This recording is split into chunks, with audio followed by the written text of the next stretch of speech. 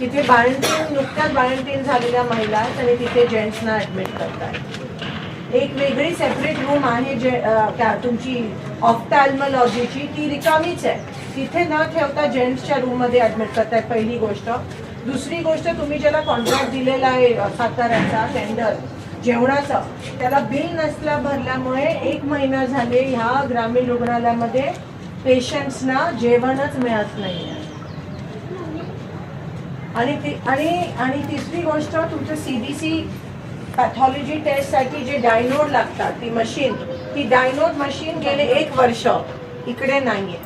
Machine आहे आणि त्या डायनोड नाहीये त्याच्यामध्ये, आणि म्हणून CBC इथे होत नाहीये. CBC आउटसोर्स करावं लागतंय. आणि चौथी गोष्ट, 34 स्टाफची मंजुरी आहे, पण आता सध्या फक्त 25 लोक कामावर आहेत. ते पण आहेत का नाही अजून मला त्याच्यात पटलं नाहीये. आणि ज्या जानकर मॅडम आहेत त्यांचे इथे दुर्लक्ष होत आहे. मी तुम्हाला सविस्तर पत्र पाठवते मॅडम. 1 आठवड्यात याची पूर्तता आपण करावी. मी परत या ठिकाणी येऊन बघणार आहे, नाहीतर मला मग दुसरा आणि मी आता स्वतः CSR मधून तुम्हाला डायनोज देते, 20,000चे 2 देते मी तुम्हाला. कारण का किती थांबणार आम्ही. तुम्ही लोकांना वेठीस न धरता ताबडतोब आज इन्स्ट्रक्शन द्या की मेल आणि फिमेल सेपरेट झालं पाहिजे. हे टोटली चुकीचं आहे. महिलांवर ह्या ठिकाणी प्रायव्हसीवर अतिक्रमण होत आहे. आणि त्या जेवणाच्या माणसाला, ते टेंडरवाल्याला मिटवून घ्या, दबाव आला. त्याला एकच सांगितलं, आम्हाला जे घडले आम्ही मिटवून घ्या. एकदा मला सांगितल्यावर कोणी काय मिटवून नाही घेऊ शकत. मी त्यांना मिटवून आता ती स्टॉक करून दाखवणार.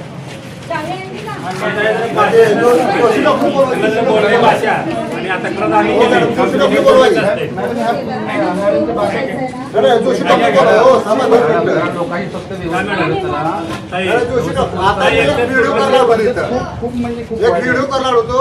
तुमचा काय संबंध व्हिडिओ करायला?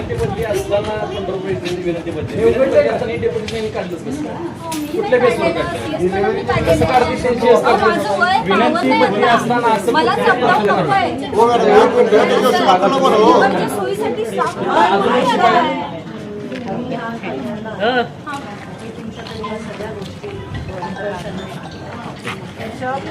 तुम्हाला 5-6 दिवसात CS मॅडम बरोबर बसा, जानकर बरोबर ह्या गोष्टीची पूर्तता 1 आठवड्यात झाली. मला पुढचं पाऊल उचलावं लागेल. सिंपल. आता मी लोकशाही पद्धतीने करते, नंतर मला पद्धत बदलावं.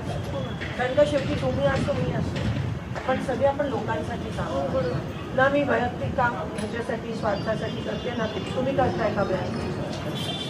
मग तुम्ही ज्या लोकांसाठी करताय त्यांच्याशी कशी भाषा वापरते किंवा त्यांना तुम्ही नीट उत्तरं दिली? 1-2 लोक असतात ना, तुम्हाला हे बोलते. नाही, 1 मिनिट. तुम्हाला हे पटतं की महिला नाही, ऐका ना मॅम, त्यांच्या रूम मध्ये पुरुष तुम्ही अनुमत करू शकता? 1 मिनिट. दुसरी रूम रिकामी आहे, तिसरी रूम नाही, ती पण रूम रिकामी नसते. आता 4 दिवस झाले पेशंट डिस्चार्ज झाले, आता पुन्हा फुल होते. आणि सर्वात महत्त्वाची गोष्ट, तुम्ही त्या पेशंटच्या तोंडातून अन्नच काढून घेतलंय. डाएट त्यांना चालू करा म्हणून आम्ही सांगितलं, ते करत नाहीये. आम्ही